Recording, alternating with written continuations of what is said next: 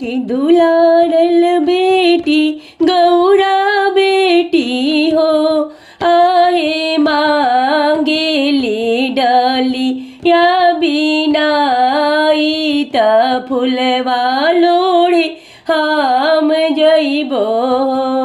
बाबा के दुलारल बेटी गौरा बेटी हो आओ मांगेली डलिया बिना इत फुलवा लोढ़े हम जइबो।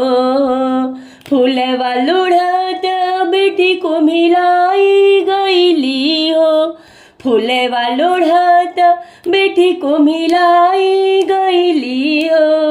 आहो सुतेली आचरा बिछाई तही बनवे भीतर हो।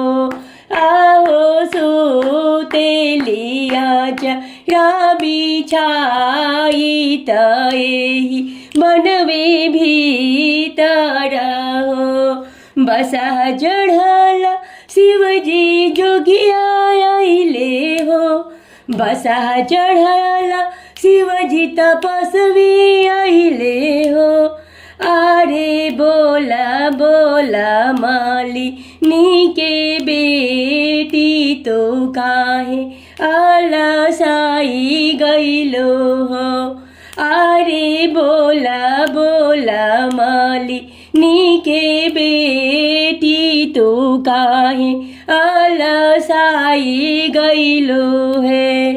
मालिनी होई है रौरी माई बहिनिया हो मालिनी होई है रौरी माई बहिनिया हो। अरे हमाई राजा जी के बेटी त फुलवा लोढ़े बनवाइनी है। आहो हमाई राजा जी के बेटी त फुलवा लोढ़े आइल बानी हो। लोढ़ल फुलवा शिवजी दिल छितराई हो। अरे सोना सोना राजा जी के बेटी तो हमरा संगवा चली चला हो।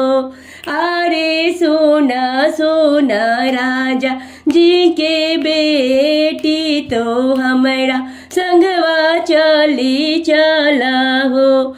रोवत पीटत गौरा घर चली गईली।